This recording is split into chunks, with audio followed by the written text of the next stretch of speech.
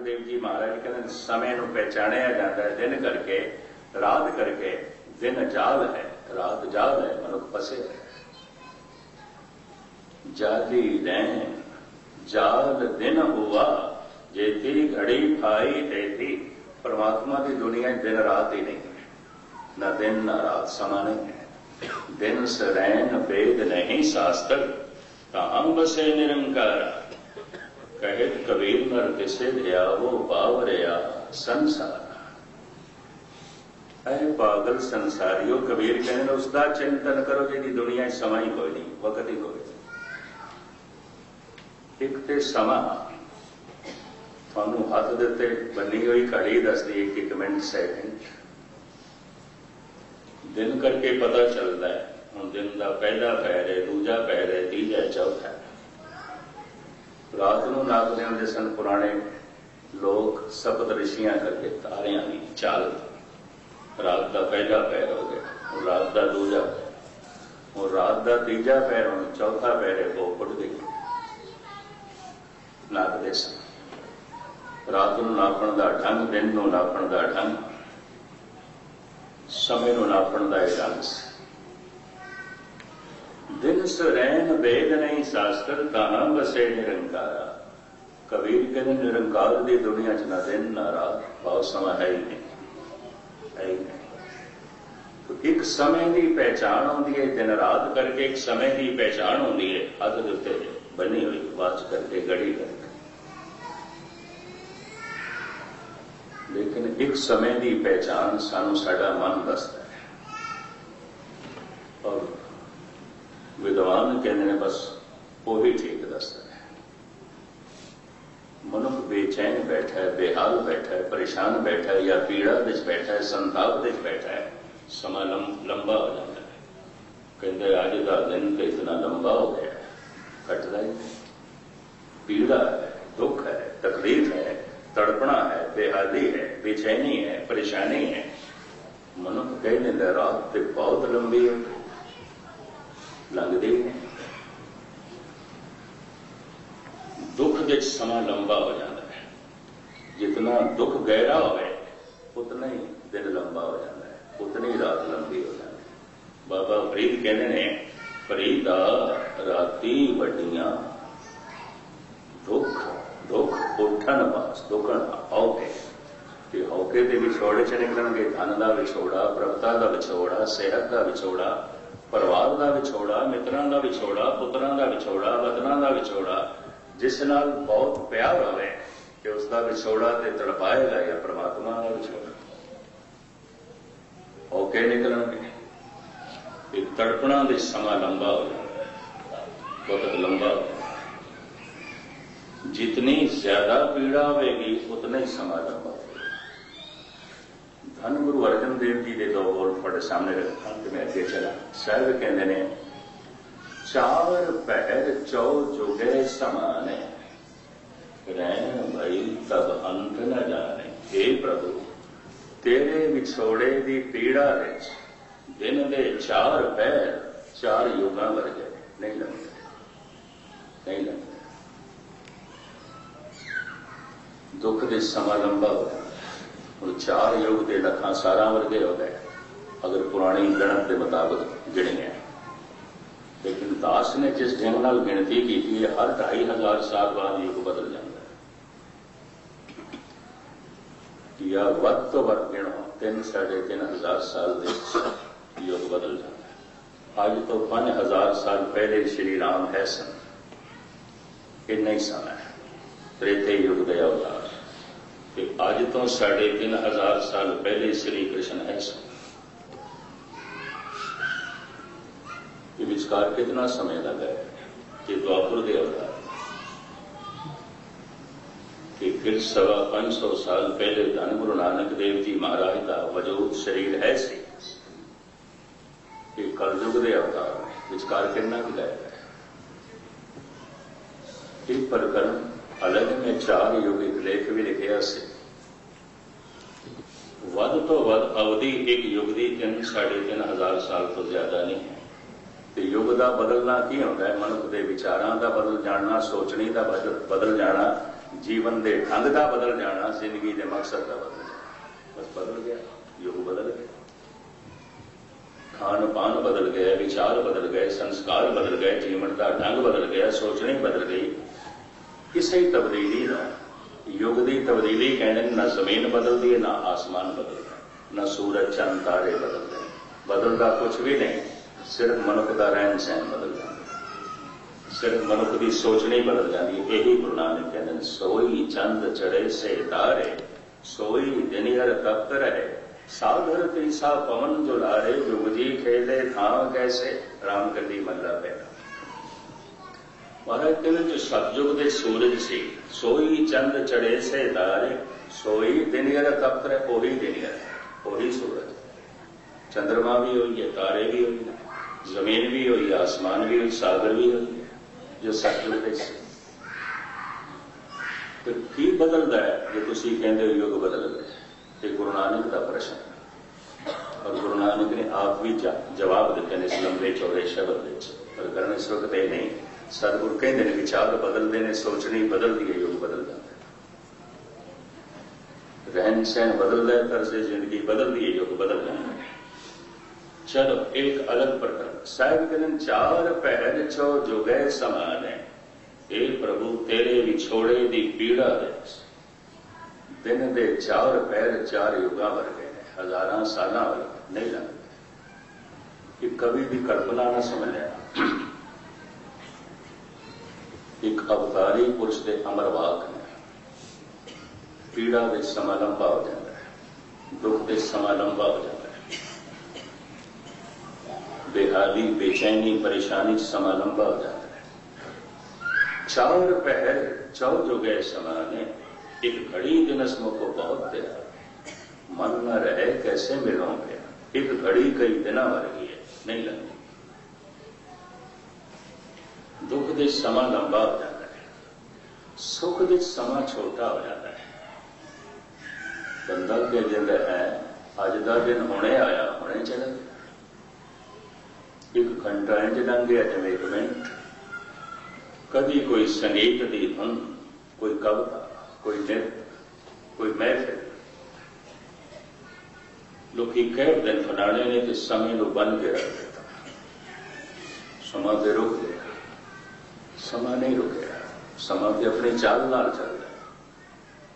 सुख दे समा छोटा दिखाई देता, छोटा हो जाता है, दुख दे समा लंबा हो जाता है।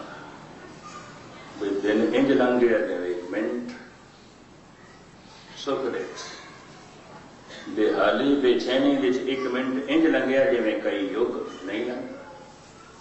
दुख दे समा लंबा हो जाता है, सुख दे समा छोटा हो जाता है, समाधि दे समा खो जाता है। परमात्मा की दुनिया समा नहीं है, वक्त नहीं, काल तो परे। जब कोई काल तो निकल जाता है, जन्म मरण तो निकल जाता है। मुख्तसर में अर्ज करा, अस्थानक दूरी ते काल दूरी परमात्मा ते लागू नहीं होंगी, वो सर्वकाल है। सर्वकाल सर्व ठौर एक से लग, वो अकाल है, समय की गिरफ्त च नहीं है, समय की पकड़ च नहीं है। तो समय की दूरी भी परमात्मा ते लागू नहीं होती। असी नहीं कह सकते परमात्मा होया सी या परमात्मा होवेगा, समय की दूरी परमात्मा ते लागू नहीं होती। अस्थानक दूरी भी लागू नहीं होती, कोई 10,000 मील दूर है या 20,000 मील दूर है या 500 मील दूर है, अस्थानक दूरी भी उसके लागू नहीं होती। फिर भी दूर है, फिर भी दूर है। गावे को जापे दिसे दूर, गावे को वेखे आदरा अदोस।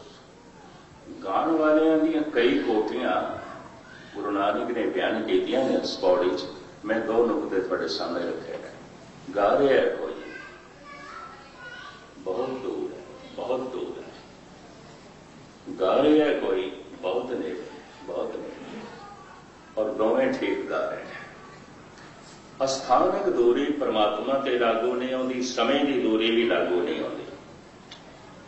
फिर भी दो दूरियां लागू होंदियां हैं, परमात्मा ते दो दूरियां लागू होंदियां हैं। केड़ियां? तू मेरी समझ तो दूर, मेरी समझ तेरे तक नहीं पहुंचती। तू मेरे चेते तो दूर है, मेरी याद तेरे तक नहीं पहुंचती। ऐ दो दूरियां लागू होंदियां। तुसी सारे पढ़े लिखे ते सियाणे बैठे हो, हुण इहदा खुलासा मैं थोड़े सामने रखा। जो मेरी समझ दे च नहीं है होवेगा परमात्मा, मेरी समझ दे च नहीं है तो नहीं है, कम से कम मेरी दुनिया च नहीं है। रोम रोम दे च होई सही, पर मेरी समझ दे च नहीं है तो नहीं है। जो मेरे चेते दे च नहीं है, जो मेरी समझ दे च नहीं है। इसके पे मैं एक उदाहरण देना ना भी थोड़े सामने रखा।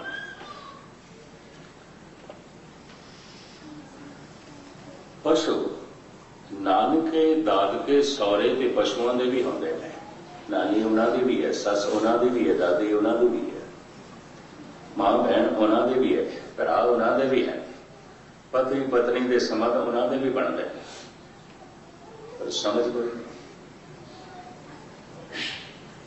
परिवार के होंदे होया पशु परिवार तो बिना जीवता है। क्यों? समझ नहीं। ना भैन दी, ना मां दी, ना बिरा दी, ना पिता दी, नहीं समझ।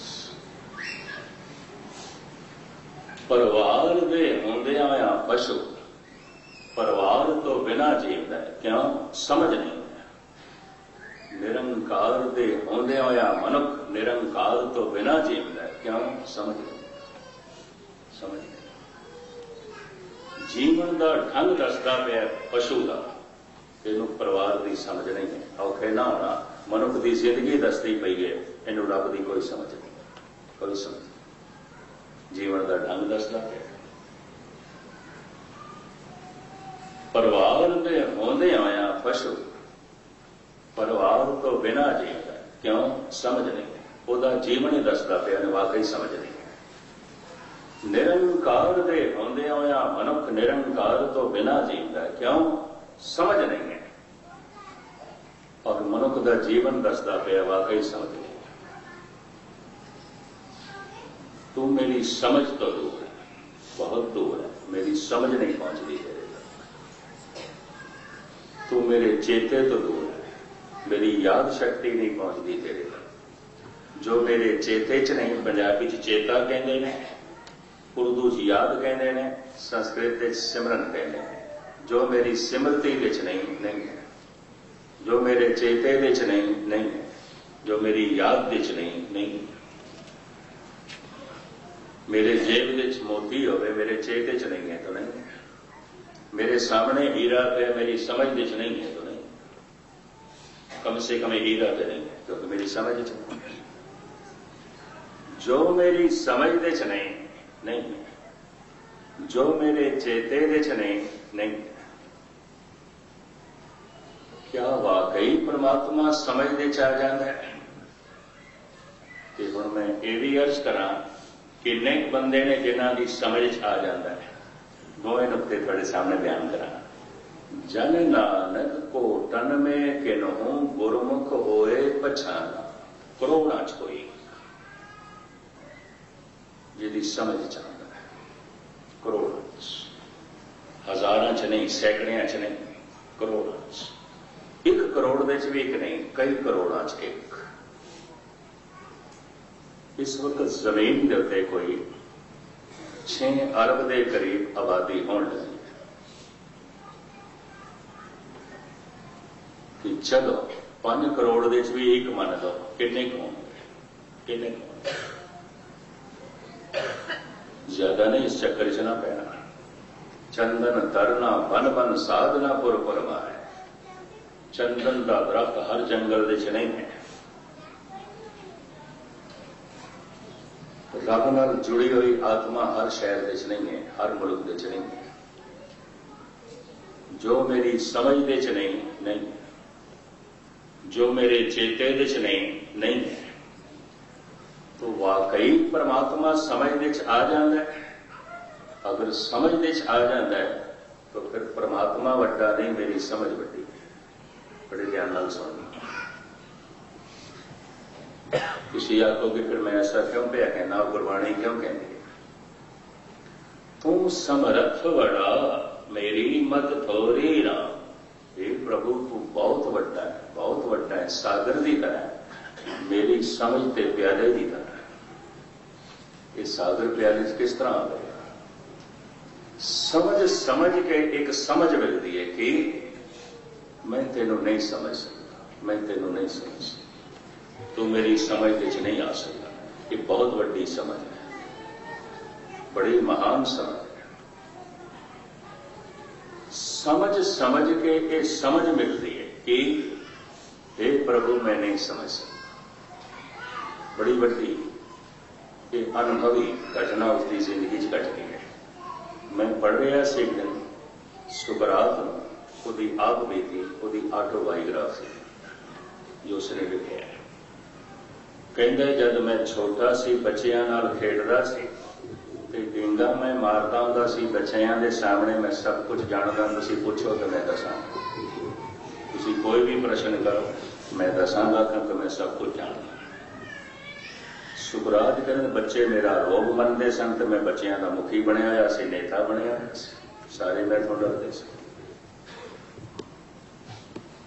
सुकरात कहते जब मैं जवान होया तो फिर मैं एक कहना शुरू किया कि कुछ ऐसा भी है जो मैं नहीं जानता, नहीं जानता। सारे सवालों का जवाब नहीं देना, क्योंकि कुछ ऐसा भी है जो मैं नहीं जानता।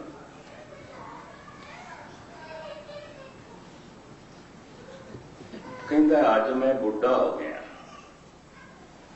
और बैठा मैं बुढ़िया की महफिल दे और मैं ऐलानिया कह रहा मैं कुछ भी नहीं जानता, मैं कुछ भी नहीं जानता। मैं जान जान के ये जाने कि मैं कुछ भी नहीं जानता, मैं कुछ भी नहीं जानता। धन गुरु नानक देव जी महाराज कहते ने सोई अजान कौन, उन्होंने अनजान समझ लो। सोई अजान कहे मैं जाने, जानन हार न छाना है। अनजान समझ लो उसको। जिहड़ा दावा करे डींगा मारे मैं जाने की खाक जानेगा। जीवन भर की जानकारी इंज होगी जिवें सागर चो एक चम्मच पानी की मिलेगी। एक चम्मच पानी की सागर दे चो मनुख के जीवन भर की जानकारी इस तो ज्यादा नहीं हो सकती। मनुख बिस्माद हो जाता है ये जान के कि मैं नहीं जान सकता, हे प्रभु मैं नहीं जान सकता। उस्ताद ज़ौक होए ने बहादुर शाह जफर के दरबारी शायर, वो कहते हैं हम जानते थे कि इल्म से कुछ जानेंगे, पर जाना तो ये जाना कि न जाना कुछ भी। पढ़ लिख के जान जान के मैं ये जानिया कि मैं कुछ भी नहीं जानता, मैं कुछ भी नहीं जानता। की होया सागर विच एक चम्मच पानी की मिल गई, की मिली, मैं कुछ भी नहीं जानता। ये बहुत वड्डी जानकारी है। मनुष्य बिस्माद हो जाता है, रहस्य डुब जाता है, हृदय याद करने लग पैंदा है, परमात्मा को याद करने लग पैंदा है। हुण मैं अर्ज करा कितने क बंदे ने जिन्हां दा चित परमात्मा को चेते करता है। गुरु तेग बहादुर साहब जी महाराज फरमान करते हैं कोटन में नानक को नारायण जय जी। कोई करोड़ां च एक है जिहदे सिमरन विच, जिहदे चेते विच, जिहदी याद विच परमात्मा। ये दो दूरियां लागू होंदियां परमात्मा से। तू मेरी समझ तो परे है, नहीं पहुंचती मेरी समझ। तू मेरे चेते तो परे है, नहीं पहुंचती मेरी सिमरती। अमीर खुसरो के थे तक कहते हैं अब तो याद रख्त गांव की भी पहुंच नहीं। दोस्तों ने कितनी दूर बसाई हैं बस्तियां, हे खुदा तेरी बस्ती बड़ी दूर है। की करिए मेरी याद भी नहीं पहुंचती, तेरे तक मेरी याद भी नहीं पहुंचती। बैठना तेनों याद करने परिवार याद आंदा, तू ते नहीं आंदा। पदार्थ याद आते, परमात्मा की याद नहीं आती। संसार याद आता है, तोते नहीं आता। अमीर खुसरो कहने संसार तक मेरी याद पहुंच जाती है, परिवार तक मेरी याद पहुंच जाती है, पदार्थां तक मेरी याद पहुंच जाती है, एक परमात्मा तेरे तक नहीं पहुंचता, रस्ते ही रह जाता। बहुत वड्डी सच्चाई को बयान किया। गुटका आते चे पड़दा बाणी पे है, याद ते संसार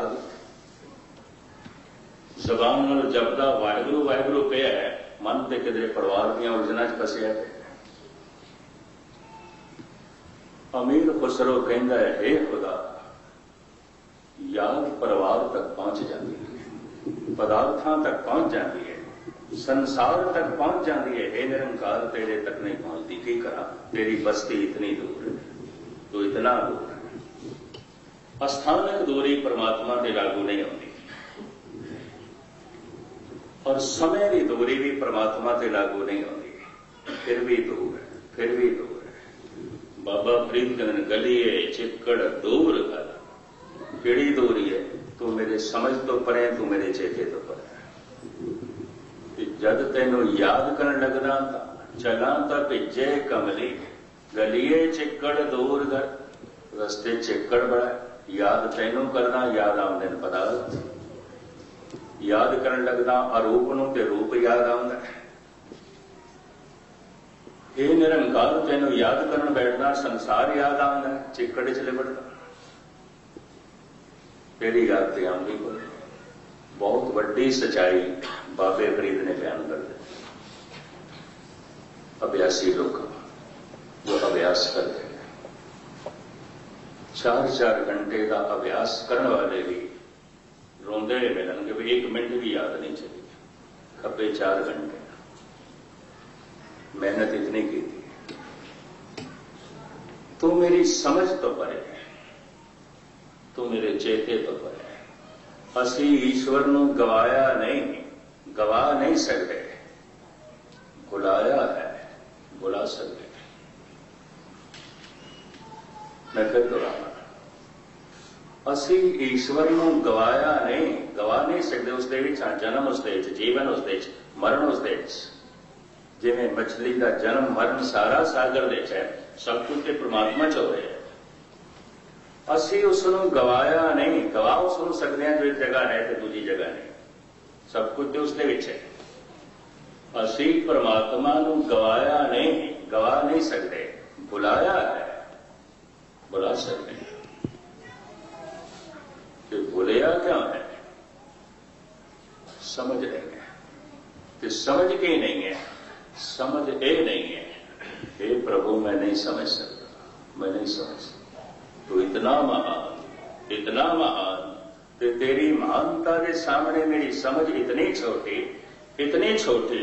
हे प्रभु मैं तेनू याद कर सकदा जिस दिन समझ मनुख की प्रभावित होती है। मनुख का हृदय याद करता है, मनुख की समझ मन तो प्रभावित है, हृदय याद करता है। मनुख की समझ परिवार तो प्रभावित है, क्योंकि परिवार तक समझ पहुंच जाती है। ये बहन है, मां है, पत्नी है, ये पिता है, ये पुत्र है, और समझ प्रभावित है, तो याद भी परिवार तक पहुंच जाती है। पदार्थां की समझ है तो पदार्थां तक याद भी पहुंच जाती है। परमात्मा की समझ नहीं, याद नहीं पहुंचती। और मैं ये भी अर्ज करा, उसकी याद ही महा आनंद है। सतगुणां की बाणी कहती, बस मैं समाप्ति करा, तुझ चित आए महा आनंदा, जिस विसरे सो मर जाए। जिन्हों भुल जाता है ਉਹਦੀਆਂ ਸਾਰੀਆਂ खुशियां मर जाती। जिन्हों भुल जाता है ਉਹਦੇ ਸਾਰੇ गुण मर जाते। गुरु नानक ने साफ कह दिता है, हर बिसरत तेरे गुण गलिया। इधर तू प्रभु नूं भुलिया, तेरे गुण गलदा है। ईश्वर नूं भुला के कोई मनुख सही मैंने दयालु नहीं हो सकता, समदृष्ट भी नहीं हो सकता, आत्मदर्शी भी नहीं हो सकता, प्रेम का सागर भी नहीं बन सकेगा, निर्वैर भी नहीं हो सकता, निर्भय भी नहीं हो सकता। हर बिसरत तेरे गुण गलिया। इधर भुलिए, इधर गुण मनुख दे गल जाते, गुण रहिंदा ही नहीं कोई। अगर गुण कोई दिखाई भी देने तो कागजी फुल होंगे, असली फुल नहीं है, पखंड है, कुछ भी नहीं है। मरणन विसरन गोविंदे, गोविंद नो भुल जाना मौत है। जीवनम हर नाम दे आवणे, उन्होंने याद करिए ते जिंदगी। सो जीविया जिस मन वसिया सोए, नानक अवर न जीवे कोय। जे जीवे पत लथी जाए, सब हराम जे ताक खाए। दो नुक्ते बयान करके मैं समाप्ति करा। भाई साहब भाई नंदलाल कहने गम चे बाशद, गम की है चीज तो शादी खुशी की है। शादी के अर्थ खुशी है, शादी के अर्थ आनंद कारज, विवाह नहीं है। विवाह लिए उन्होंने को दूजा शब्द है निकाह। ई दिल शाद अस्त, ये दिल ते बड़ा खुश है। शाद का मतलब खुश। ई दिल ना शाद अस्त, ये खुश नहीं है। ई खाना शादी अस्त, इस घर से बड़ी खुशी है। शाद खुश, शादी खुशी। चीज तो शादी भाई साहब कहते ने भाई नंदलाल खुशी की है। गम चे बाशद, गम की है। आप ही जवाब देंगे तो गम चे बाशद गफलत अल यादे खुदा। बस परमात्मा को भूल जाना, गफलत करनी, बस यही गम है और कोई गम नहीं। इधर तू भूले, इधर दुखों के पहाड़, परमेश्वर ते भूले व्यापन सबे जिंदगी चले रही। गम छे बाशद गफलत अज यादे खुदा। चीज तो शादी याद आंबा मुंतहा, जो ला इंतहा परमात्मा है, उसकी याद ही महा खुशी है। उन्होंने भुल जाना ही महागम है। असी ईश्वर को गवाया नहीं, गवा नहीं सकते। बुलाया है, बुला सकते हैं। क्यों बोले है? समझ नहीं। तो मैं बस दो दोहरा के समाप्ति करा। जो मेरी समझ विच नहीं होवेगा परमात्मा, जरे जरे च होवेगा, रोम रोम च होवेगा, मेरी समझ विच नहीं है तो नहीं। जो मेरे चेते विच नहीं है। कितने बंदे ने जिन्हों के चेते विच है। गुरु तेग बहादुर साहब जी कहते कोटन में नानक को नारायण जय जी। कोई करोड़ा च एक जिहदे चेते विच परमात्मा है। कोई करोड़ा विच एक जिहदी समझ विच परमात्मा है। की समझ विच? ये प्रभु मैं नहीं समझ सकता। समझ समझ के मैं ये समझे है कि मैं नहीं समझ सकता। जान जान के मैं ये जाने है कि मैं नहीं जान सकता। और जिस दिन जानकारी मनुख की अकल इतनी प्रभावित होती है, मनुख विस्मार्त होकर उन्होंने याद करने लगता है। जैसे प्यासा पानी को याद करने लग पैंदा, जिवें भुखा भोजन को याद करने लग पैंदा है। और उसकी जबान के बार बार भोजन दीयां गल्लां आउंदियां, पानी दीयां गल्लां आउंदियां, क्योंकि भुख ते प्यास लगी हुई है। जैसे समझ प्रभावित होती है, परमात्मा की अंदरों याद चल पैंदी है। रसना वाहिगुरू वाहिगुरू जपण, वो जपना कुछ हो रहा है। एक प्यासे का पानी पानी कहना कुछ हो रहा है। एक प्यासे का वाहिगुरू वाहिगुरू कहना कुछ हो रहा है। वो जब कहता है तो आनंद नाल भर जाता है। तुम चित आए महा आनंदा, जिस विसरे सो मर जाए जियो। बुलाया क्यों है? फिर समझ तो परे क्यों है? एक विचार दास कई दिनों तो गुरुद्वारा सिल्वर स्प्रिंग रख रहे हैं। इतवार तक दास ने हाजरी भरनी, जिन्होंने कोई समा हो गुरु वास्ते गुरबाणी विचार वास्ते समा कर सकते। गालबन 8 तो लैके 9 तक दास उत्थे हाजरी भर रहा है। कल भी परसों भी फिर इतवार दिन ये 3 दिन थे। और दास ने हाजरी भरनी। इतने सिर्फ इतनी सेवा प्रवान करनी सारियों का और मुखी सजना का बार बार हार्दिक तौर पर धन्यवाद। भुल चुक दी क्षमा, दास की फतेह प्रवान करने।